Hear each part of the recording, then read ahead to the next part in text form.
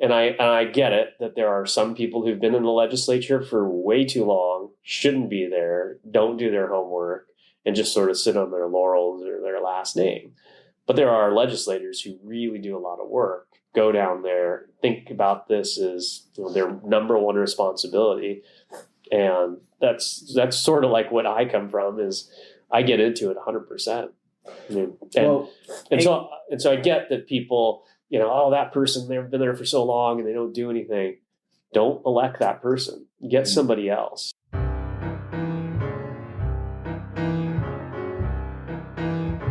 Welcome to the East Anchorage Book Club. I'm your host, Andrew Gray. The purpose of this podcast is to tell the stories of Alaskans of interest and importance. And today, our guest is Fairbanks Senator Scott Kawasaki. Born in Japan to a Japanese-American father and a Chinese-American mother, Scott moved to Fairbanks halfway through kindergarten and has been there basically ever since. He was elected to the Fairbanks City Council when he was just 22 years old, the youngest person ever elected to that body. And from there, he came to the Alaska legislature in 2006, first in the House and now in the Senate. We talk about serving in public office for more than half his life, how he ended up a Democrat in a Republican family, and the inner workings of the Alaska Capitol. This interview was recorded when Scott was in Anchorage a couple of weeks ago. Scott Kawasaki, welcome to the podcast. Andrew Gray, great to be here today. You were born in Japan. I was. My parents were over there teaching after college, after graduate school. And so I just happened to be born in Japan. But you do have a Japanese last name. Yes. So my father, and I have a Chinese middle name from my mother, a Japanese last name from my father. They're both Japanese and Chinese. They're third generation, almost fourth generation. So I would be a fourth generation American. Okay. And are they both Japanese and Chinese? No, so my mother's Chinese from Hawaii, and my father is Japanese from California. Gotcha. And how did they end up in Alaska? It was for college. The University of Alaska has a great university. It's a world-renowned Arctic engineering, especially in Fairbanks at UAF. My dad was physics. That's geophysics and physics. And so he said I wanted to go to college.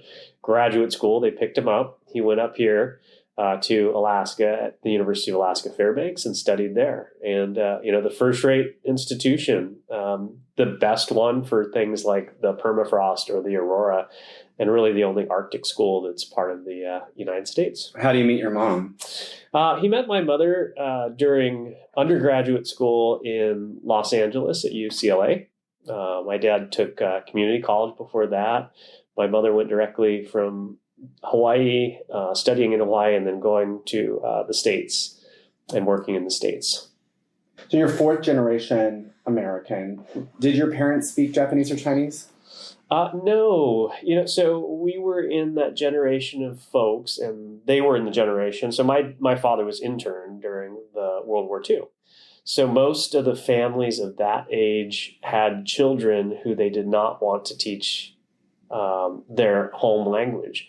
So I grew up on meat and potatoes. I grew up kind of Americanized, I guess, if you would say, because folks really wanted to not be identified as Japanese during that time. So my parents, my dad's parents didn't teach them Japanese. They couldn't teach us Japanese. And similarly, my mom being so far separated from Chinese culture, I didn't learn Chinese either. So I got bummed out on both sides. Did you have a relationship with grandparents on both sides? Not really, because the grandparents were lifelong where they lived. So Hawaiians and Californians. Hawaii and California. And they stayed there. Most of the relatives had stayed there. I think my parents were among the sort of black sheep that went out to college and went out and moved somewhere else. Most of the family stayed together.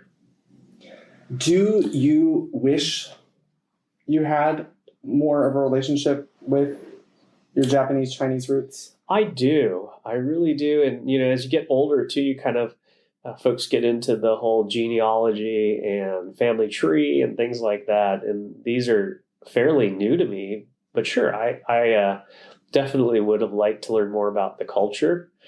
I was recently in Japan on a conference, and tried to do as much as I could to reach out and kind of immerse myself in culture. Same with China a couple years before that. And yeah, I'd love to learn more about family and more about where that culture came from, how it emerged. So you grew up in Fairbanks. I mean, how old were you when you moved to Fairbanks? We moved to Fairbanks in 1980, and so I was 5 years old in 80. And your your parents hadn't had jobs in Alaska, which is why they'd been traveling around. Right. So I assume they got jobs there. Yeah. So my dad was waiting for a job. We were most recently before that, we were in Colorado in Golden, where my dad was working for the USGS. They said, "Hey, we've got a position open in Fairbanks, Alaska. What do you want? Do you want it?" He's like, "Of course I do." So we came to Alaska at that time. Took a couple months to move up here and then move the family completely into Alaska. I had the end of my kindergarten year here in Alaska at Joy Elementary School. And you've stayed in Fairbanks. Yeah, I've basically stayed in Fairbanks. Went to school there, went to primary, secondary, went to post-secondary at the University of Alaska Fairbanks. Like every 18-year-old that comes from Alaska or is in Alaska for a long extended period of time, we always say, well, geez, they do things different in the lower 48. It's so exciting. It's a big city. At least move down to Anchorage or somewhere that's bigger than Fairbanks, Alaska with 100,000 people. We don't even have an Arby's. I mean, that's what kids think. And I always thought sort of the same thing. I want to get out of here. I want to move. And so I had gone around and traveled. I went to Washington, D.C. for an internship. What was went your to internship? Washington State. I actually was an intern for Senator Murkowski, Frank? The Frank, yes, the bank. So was Forrest Dunbar. The last senator I interviewed. Yeah. Well, it's quite a thing. How many people have gone through those internships and then continued on their politics, making careers? So I did that, and I loved it. I've been out during my college years. I've gone out to Washington, D.C. to work on congressional campaigns and congressional staff offices for, I think I spent a lot of time actually out of state, but I never really wanted to leave.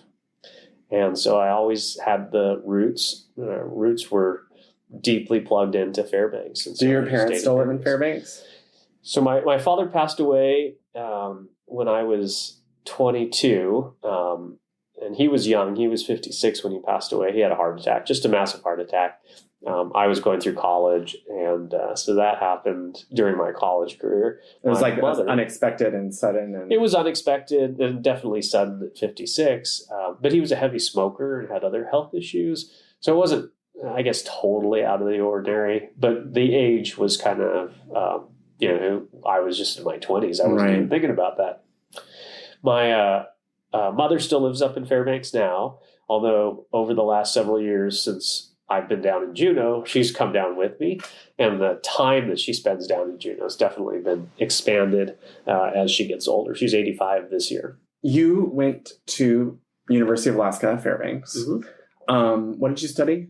So again, not really thinking about politics. I was studying chemistry and biochemistry and lab work and pharmaceuticals. That's what I got my degree in, was biochemistry. What had you planned on doing? Well, I talked about WAMI, going through the Washington, Alaska, Montana, Idaho medical program. Back then when it was 10 seats were optional and available. And I figured I could probably get in with my grades and with my test scores on MCATs and stuff. But I also was involved in politics during that time, student government. I was involved in things like that. And then my last year in college, I actually ran for the city council and won that seat. You were the youngest person to serve on the Fairbanks City Council? Yeah, the youngest person to serve in the city council since incorporation. And it was just sort of a strange thing. One day I'm here taking change out of my couch cushion for beer money, And then the next day, I'm doing a $30 million budget. How did $30 million is a lot. I mean, now you think it's like... Did somebody ask you to run? Did somebody convince you to run? I was sort of self-identified, I think. I kind of thought, like, I can do a better job than these guys can. So you were paying close attention to city council politics. City, borough, federal, state. It was more of a avocation, I think, than what I would consider a vocation. It was just something that I thought was really interesting. I'm really interested in politics and what's going on with our legislature and our local city councils and borough assemblies. So that's how I got involved. You said it was an avocation, but you didn't do the WAMI program. I mean, did you look at city council as being your first real job after college? Oh, no. The city council didn't pay. At all? It paid $100 a week. Oh, wow. $100 a week, which was also taxable. So what'd you do? So I continued to work at the hospital. I worked in administration at the hospital in Fairbanks Memorial. At Fairbanks Memorial. And so I worked there. Even up until fairly recently, I worked there. And my term was ending on the city council. The seat for the state house had actually switched over from a Democrat to a Republican. And so I ran against that Republican as I was almost leaving the city council. I lost that first race to the state house. People said, oh, he's a 27-year-old, 28-year-old kid from Fairbanks. What chance does he have against this person who's a Well, you've been on city legacy? Council, so you had I was on city cred. council, but again, city council's not big. It's not a big thing like it is here, where municipal Anchorage assembly is fairly well known. Mm-hmm. You have staff here, I guess. I mean, it's different in a city council. It's basically one step up. It felt one step up from student government. It Gotcha. really did. Even though it was a $30 million budget and we had labor contracts, but it wasn't like a big jumping point. But you only lost by 50 something votes. Yeah. So I lost by 30, 40 votes, right around there. There were some discrepancies, and we said, well, maybe we should challenge the vote and get a recount and do all this. And it was not too far after the hanging Chad incident and Al Gore in Florida, George W. Bush race. Yeah, in 2000. And So you felt something similar. So I said, I'm not gonna do anything. I don't want to challenge it. Yeah, it seemed like there were hundreds of extra votes that shouldn't have been counted, but we just didn't challenge it. We said, you know what, we'll run again in 2 years, and so we did. I ran again. And then won. Were your parents political? Not really. My parents, I think, were both Republicans. I think they were actually registered Republicans. I think that's how they grew up, and that's where they were at. But they never talked much about the politics or policy. They were well informed. They read. They watched public television. They, read Wall Street Journal. They were well read. Mm-hmm. But they were never political. They never went to a political event. They had a lot of friends who were. A lot of those friends are still part of the groups that my mom socializes with. My sister was a Republican her first year, or as she was graduating from high school. I remember she was a Republican because we had a Republican sign in our lawn, and knowing enough that it was a Republican sign, bright red sign. Well, how did you end up as a Democrat? I don't know how I ended up as a Democrat. I feel like I've always been a Democrat.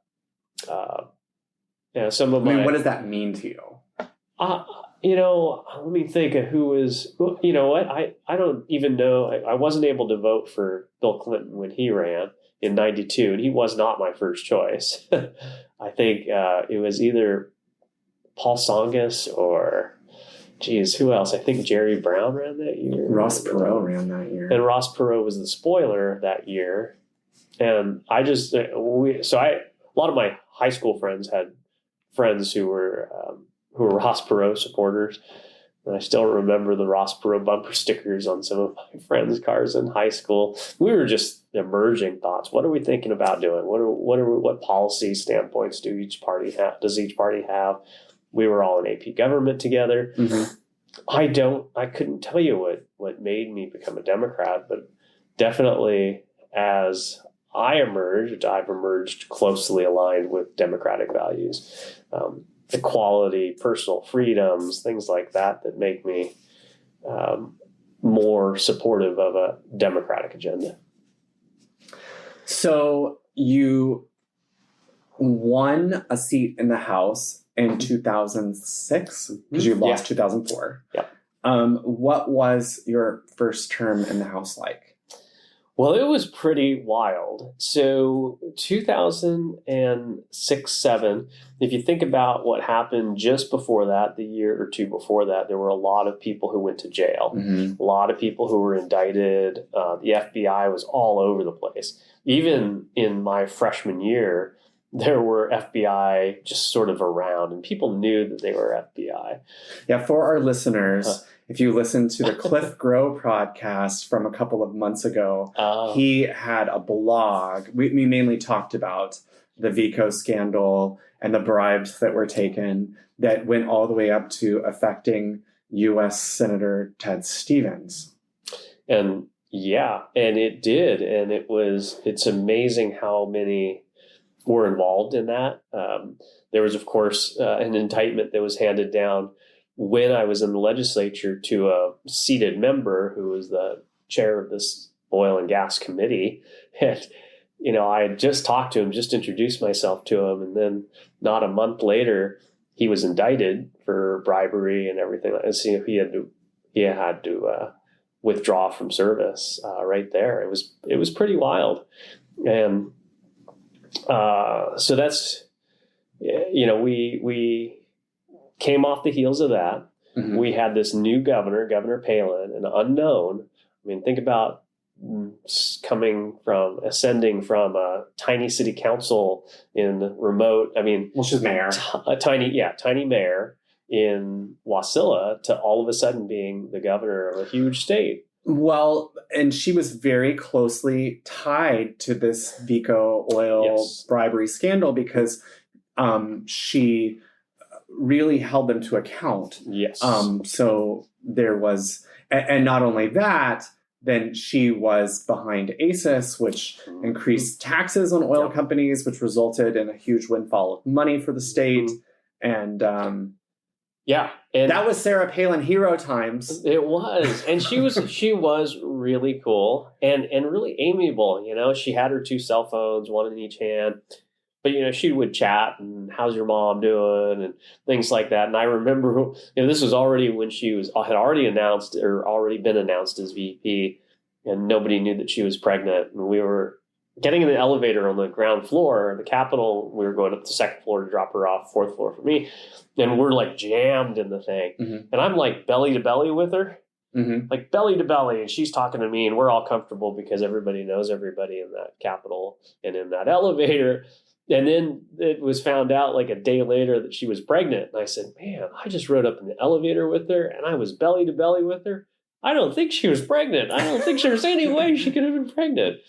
But that was a big scandal, right? Because was she actually pregnant or not? Or was it her daughter? That was the scandal during the time. But it was an amazing time because, of course, we had this super popular governor, Sarah Palin. We had a legislature that the Republican majority had been pretty beat down. Like all of them were Republicans. All the people who were arrested. All the people who were arrested, all the people who were indicted, all the people who were alleged to be involved were Republicans. So they pretty much, they were pretty deflated coming in. We had gained some seats. Mine won. I flipped a Republican seat to a Democratic seat. Back to a Democratic seat. So we had more Democrats than we had in the past. So we started to have a large minority where we can actually push things. And Governor Palin was easy to work with.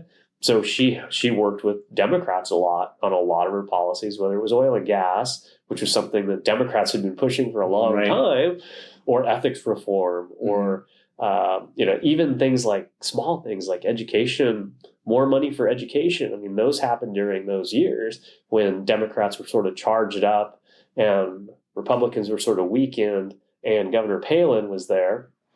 And then Governor Palin wanted to have sort of push her name out there and her face out there. And so she was really supportive of things like Head Start funding. Mm-hmm. I mean, what Republican likes Head Start funding and would actually support? Largest increase to Head Start funding was under Governor Palin, because Democrats said, hey, you should do this. This is helpful. This is work. This is why it'll help you. And, she really listened. So those were fun times. And we had a lot of money. So, the oil tax changes that were made brought in billions more for the state of Alaska. And we needed those monies during that time because we had high gas prices. So people were spending a ton of money on gas, ton of money on heating fuel, things like that. In 2008, you remember, it was just real volatile markets. So we're lucky we had the money we did to be able to put on the streets to keep economic growth going in Alaska. So one more question about Sarah Palin. Mm-hmm. Although I described her as sort of like the hero, Sarah Palin, in that period, you were right. She had been on city council prior to being mayor in Wasilla. And when she had run for city council, when she'd run for mayor the first time in Wasilla, she kind of ran on a pro-life agenda. So there definitely was a very conservative element to who she was and her platform. And I think that's the Sarah Palin that America knows today. Were you surprised by where Sarah Palin has ended up and sort of who her public persona is now compared to that period in the mid-2000s? Yeah. Again, she was real respectful, real worked with us Democrats. And then, when she became sort of this populist message person that went out there to attack, it's sort of what a vice presidential candidate is supposed to do, get the base inflamed. She did an effective job of that, started this whole Tea Party crowd, anti-tax, anti-this, anti-government in some respects. And that really wasn't where she was, but I think it's what she became afterwards. So, her popularity amongst Democrats and independents was super high during that time because she wasn't the establishment Republican. But then eventually she flipped back over and became just wildly partisan, almost an anti-Democrat. Mm. And even if the policies were good. And so that was really tough for some people to handle, I know. Once that happened in the legislature, then she had problems because she couldn't get her agenda passed without the Democratic help that she had before. She had some Republicans, some moderate Republicans that had helped her, and we had a coalition, a cadre sort of together. But once she was gone, or once she'd gone that direction, it was hard to get an agenda passed. And of course, she exited her third year in the legislature, as governor. You and I are the closest in age. You and I are only like 4 weeks apart. Okay. And we definitely had different trajectories since I am a first-time legislator, first time running for office, brand new to any of this. Yeah. I did sponsor a bill. There was an article in the ADN this week. They quote you and they quote me because they're really on opposite sides of this bill. So I was just going to bring it up because I think it's just kind of an interesting contrast. So it is my term limits bill. Oh, yeah. Oh, yeah. Yeah. So first of all, I hadn't read the bill. So the question that I got from the press was, what do you think about term limits? Mm-hmm. And it was more of a broad. And I said, well, I hadn't seen the bill yet, but I will just say that generally I don't like term limits. And the reasons why are that you wouldn't tell your doctor or your accountant that, okay, well, once you've been working for 12 years, you're done. There's some value to having a person there for longer. So what I see is you take that sort of historical, this is what happened back in this time, and this is how we dealt with this issue experience, you take that away, the people who will most take advantage of that will be the lobbyists who are there, like have longer trends, or senior level bureaucrats, things like that within policy making circles. And then, you as a freshman coming in, or you as just a 6-year legislator coming in, won't have that much experience. You're going to tend to defer to what the experts will say.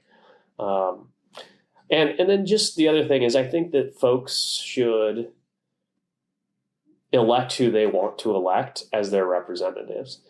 And I get it that there are some people who've been in the legislature for way too long, shouldn't be there, don't do their homework, and just sort of sit on their laurels or their last name.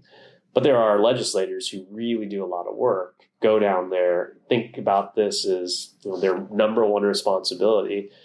And that's sort of like what I come from, is I get into it 100%. So I get that people, that person, they've been there for so long and they don't do anything. Don't elect that person. Get somebody else. So we can do other things to get rid of that person. We can change campaign finance reforms. We could do other things like, things like that to make sure that people who don't belong there shouldn't be unelected. Well, two things. Number one, I think there's a power to incumbency that I think gets underestimated. Most everyday Alaskans are not watching gavel to gavel. They don't know that you brought forward such and such amendment. They don't know who said what at this particular floor session. And so they do, over time, learn the name of their representative. And that may be all they know, and they vote for the name that they know on the ballot. Mm-hmm. Whether that person has been doing a good job or not. I just think that that's a reality. Sure. And the second thing is that we do have term limits for like the Anchorage Assembly. Mm-hmm. And so when I hear those arguments, we allow 3-year terms. And so I guess I asked people, I was like, do you think we should get rid of those term limits that we have for our assembly folks here in Anchorage? We only allow them to serve 9 years. Mm-hmm. Would it be beneficial to do away with other term limits, like for mayor, for other positions that Congress? Well, we don't have term limits for Congress. Sorry. But I mean, we do have term limits for mayor, for governor, and for assembly, president, United States president. Yeah.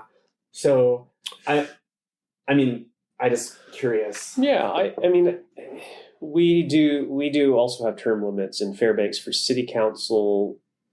Do we have them for? I'm trying to think if we have them for the assembly or not. I don't know if we do or not. Mm-hmm. Again, I think fundamentally a person should be able to represent people, and people should be able to vote for a person who they think will do the job. Mm-hmm. And yes, there are people who've been there too long, and yes, we need to make sure that those people don't get elected. But I don't think that a forced term limit is the way to go, because then you get rid of a lot of good people who are doing good work. Mm-hmm. Hey, and I got to tell you, I've never done this to a guest before, and so I'm really sorry. It just happened to be that you and I were the Democrats quoted in an article this week, so that's why I brought it up. But I never, ever confront someone about my bill. Oh, no. So I love it. I just wanted to throw that out there. Yeah. Oh, and by the way, you voted against a bill that I introduced. I'm just kidding. I did. I know you did. Do you want to say that? Yeah, you can talk about it. Oh, we'll go. Well, because I'll tell you, I still get stuff. I still get a little bit of crap for it. And I noticed the other day that there was somebody on the park strip who tweeted about it. And I said, I got to go find this person who she is, because, I want to talk to her personally about the bill. Well, tell us about the bill. Okay, so the bill is very simple. All it says is during times of martial law, or when you have to do closures of things like buildings or shops or stores, that you can't close a firearm place, a place that sells firearms or weapons, if you are also keeping other places open. So like stores, restaurants, other things. And it had come up 4 years ago that one state had tried to shut down only these types of gun stores. And so I know that the National Rifle Association got involved, a couple other organizations that support gun rights got involved, said we want to stop that. So they introduced legislation. I think it ended up going to the courts and they ended up kicking it out. So there's this bill that came up sort of out of that. It had gone through different states, and we had done this in Alaska. We had actually picked up this in the Senate. The Senate, a Republican from Fairbanks had held this bill, passed through 3 committees in the Senate, went to the Senate floor, and passed the Senate. This was 3 years ago. Passed the Senate. Overwhelmingly, I don't think there was a single no vote coming across from the Senate. Went to the House, got buried in House politics and things like that, never made it, never got voted on. So again, this was unanimously supported from the Senate. I think even the former Democratic minority leader, Tom Begich, even spoke in support of this bill coming through. And many members signed on to it. I signed on to it. I know Senator Kawasaki had signed on to it. And then, the next year came around. This member, who's a Republican, was now in the minority and asked if I would carry it because we're from adjoining districts in Fairbanks in the interior. I said, yeah, I'll carry it. I'll carry that bill. And then in the House, the Speaker of the House ended up carrying that bill. And so, of course, it was going to go somewhere. So we moved this bill through the process. And then NRA said, hey, this is a big bill. We want to support this bill, and we endorse it. And then all of a sudden it became an NRA bill. And then when it got the tag of the NRA bill, the people who were it was specifically a group called Moms Demand Action, which is a great, respectable group that's trying to curb gun violence in the states, said, well, hey, there's a bill that NRA supports, and we're against it now. And we got letters, we got people that came in saying they were opposed to the bill because NRA supports it. I said, well, why do you really oppose it? And then, it was always about, well, children are being murdered by guns, or guns shouldn't be here, or we should take guns out of the hands of criminals, all of which I agree with. But this bill had nothing to do with that. And I think only because it had an NRA endorsement as a bill that that NRA likes, was why it got the opposition this time. So it passed through the Senate. It went to the House. The House was able to pass it by a large margin. By a large margin, yeah. So I mean, I'll say I did vote no on it. I wasn't there for those previous years, so I see it through the lens of today. Mm-hmm. And and by the way, I did not speak against this bill. So, Madam Speaker, if you're listening, but I'll explain it. To me, this idea that we're going to have another COVID come up, this once in a century pandemic that led to these business shutdowns that we had. Mm-hmm. And, this was about a state where they tried to shut down just gun shops. That didn't happen in Alaska. This was not Alaska-specific legislation. This was something just in case someone in Alaska tries to shut down just gun shops, they won't be allowed to do that. Right. And to me, this felt, Washington State Legislature passed 11 bills related to housing last session. Housing is my thing. 11 housing bills passed in Washington State. We didn't do any. And I just felt like, are we going to spend time for a theoretical thing that may not happen in our lifetimes to guard against this hypothetical issue that wasn't an issue in Alaska? Mm-hmm. And I felt like it wasn't an NRA endorsed bill, and this was an opportunity for folks who might run for re-election to be like, I stood up for an NRA bill. And that's totally fair. And,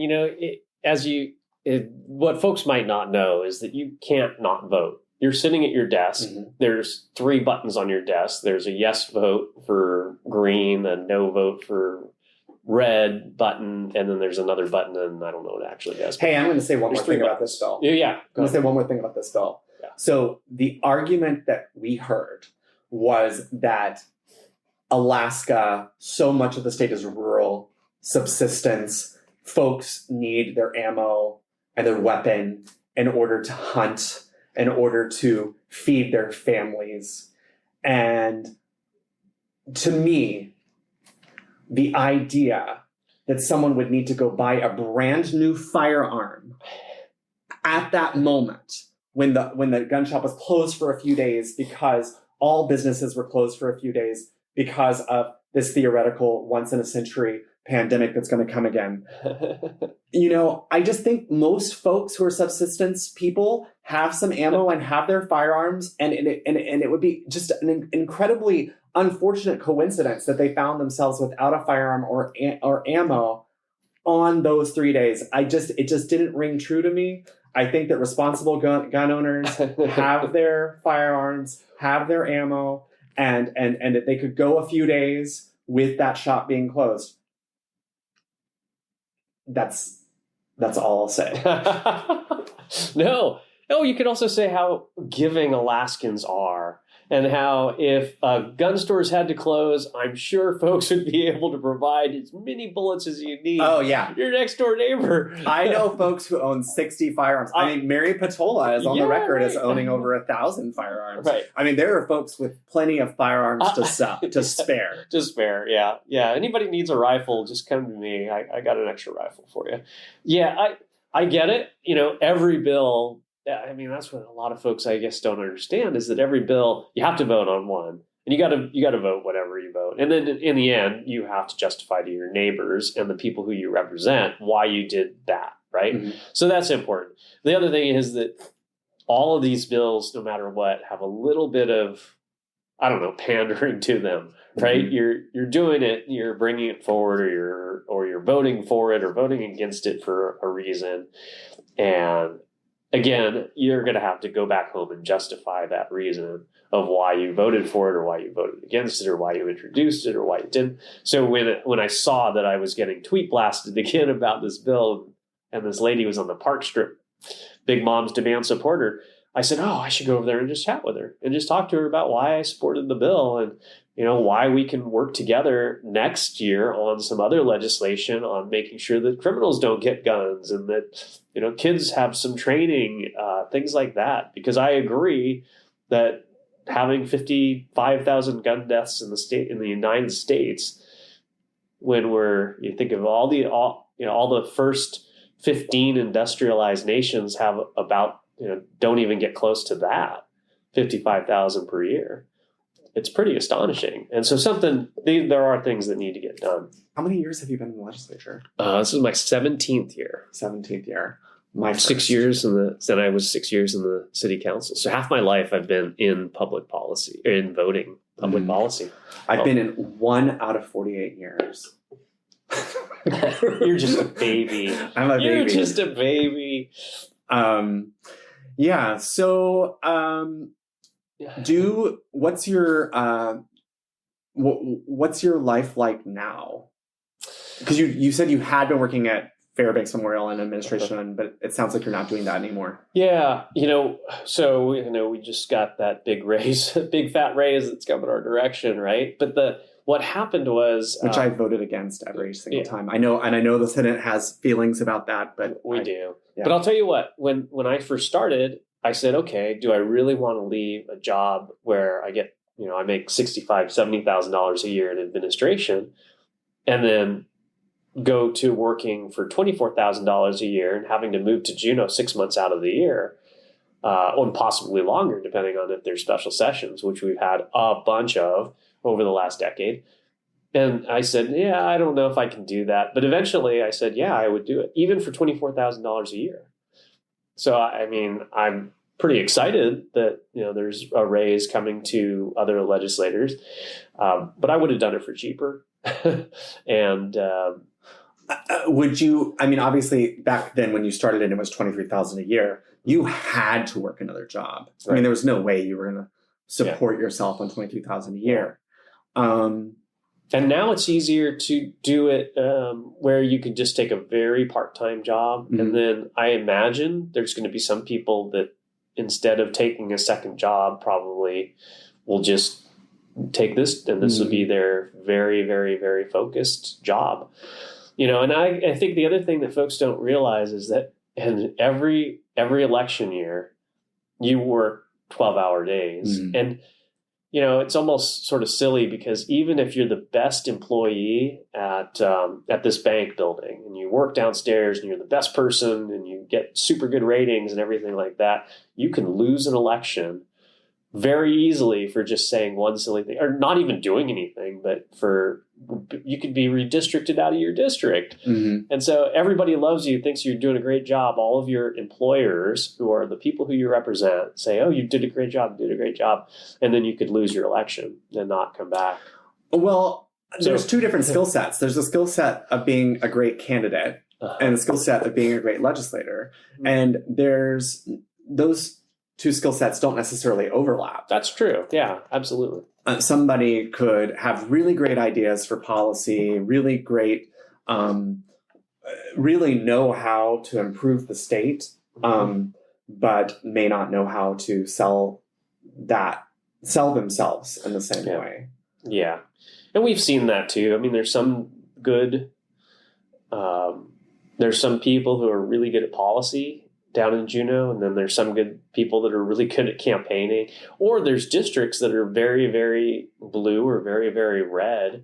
So it doesn't matter if I'll just say there's a Mat-Su legislator that's been censured twice. I mean, there's only been a dozen censures in the 2020s, and 2 of them have gone to him.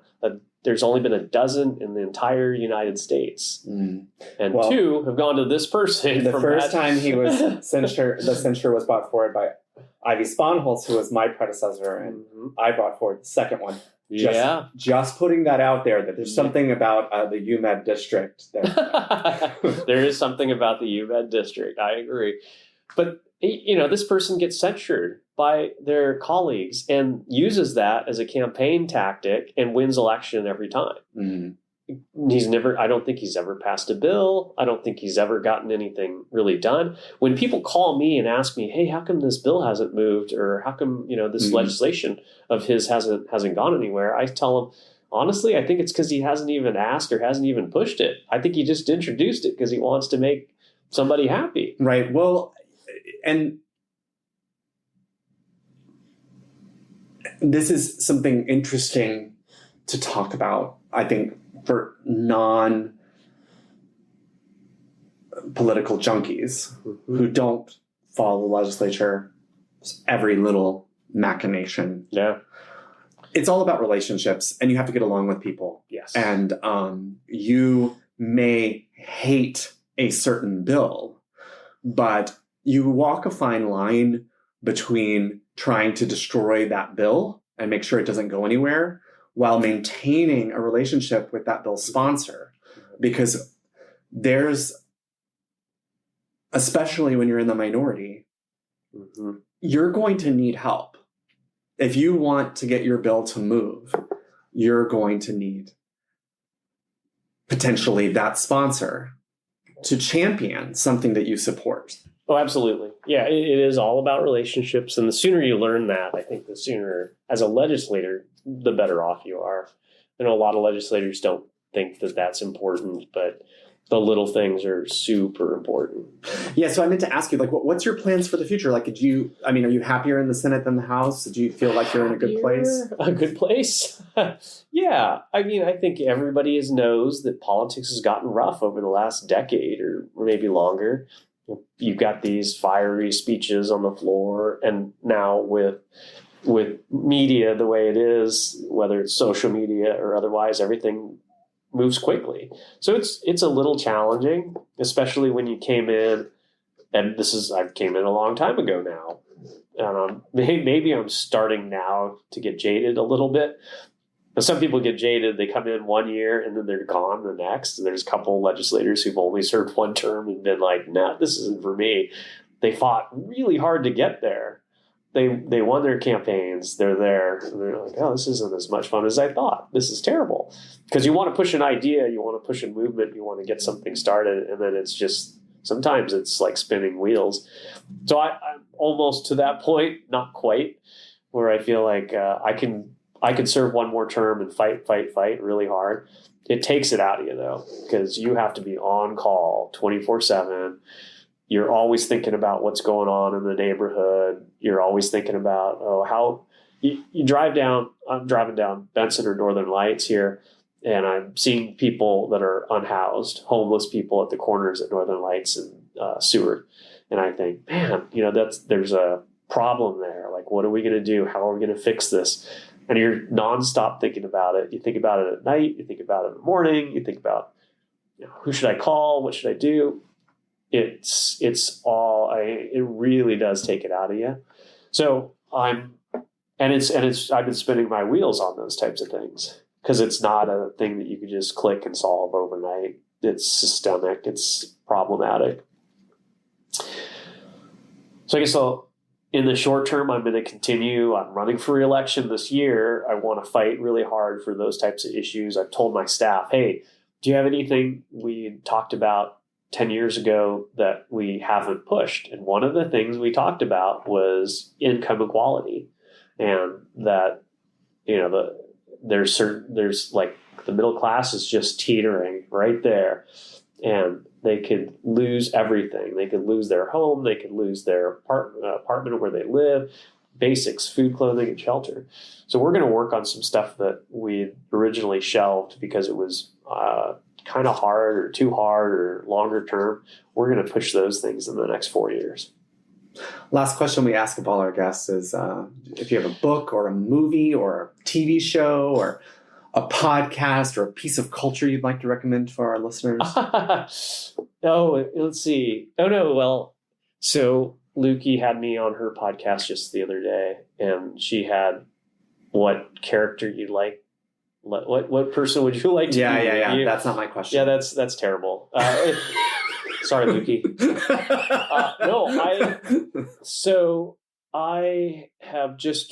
So there's a book. It's sort of silly because I'm trying to read more fiction. It's just hard to find time for yourself to read fiction, it's not fiction. It's essentialism. That's what it's called. Essentialism: The Disciplined Pursuit of Less. And what it is it's a really quick read, maybe 200 pages, and it talks about how in this really challenging, like Greg McKeown. Yes, that's the one. And it basically says, if you're focusing on 15 different things, you're not really focusing, and you're only going to get halfway down on everything. And so when I just mentioned that we're going to start working on poverty reduction, income inequality issues in our legislative office, we're going to focus on it. We're going to say, okay, what gets us to that direction? We're all going to meet together, and we're going to come up with legislation and a track that gets us that way. And the stuff on fishing, we're going to push out. The stuff on, we won't take any more gun bills, right? We won't do those types of superfluous things. So hopefully the next bill that comes before you will be something that's substantive, and you can say, oh, wow, we were working on these things, and these are real important things, not like the other bills that are just sort of. That's really good advice. As somebody who just finished their first session, I think that it's like there's so much coming at you, and you feel like, oh, well, I've got to digest everything. Yeah. I've got to have an opinion on everything. I need to be filing bills on everything. Yeah. And ultimately, if you try to do that, you end up doing a not very good job on everything. Mm-hmm. Yeah. You do a little, and it is tough. And, you're just one person. That's why you're on 1 or 2 or 3 committees. You're not on every committee, right? Even though every committee feels interesting. And as a person who's an interested person, you want to be involved in everything. So, that's a great bill. I can help you improve it here. You just don't have the time. That's why you got to trust your colleagues to be like, hey, is this a good bill? Yes, exactly. And I know people would be scared to think that you didn't read that 300-page bill. No, you relied on some people who you're on judiciary. You relied on the Community and Regional Affairs Committee to tell you how it's going to work when it comes to a city or a state or a local suburb. And you talk to your finance committee to make sure it's not going to cost too much, or this is how it's going to cost impact the taxpayers or whatever. Yeah, you have to rely on those folks. Essentialism, The Disciplined Pursuit of Less by Greg McKeown. That is a good book. I'm going to try it. Yes, you should do it. And then you should practice it. Because, there's so many things that are going on. And in the legislature especially. And in life. Hey, Scott Kawasaki, thank you so much for coming on today. Great to be here. Thanks, Andrew Gray.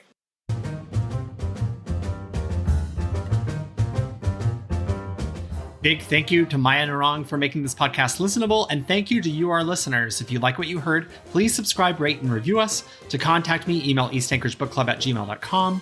That's East Anchorage Book Club, all one word, @gmail.com.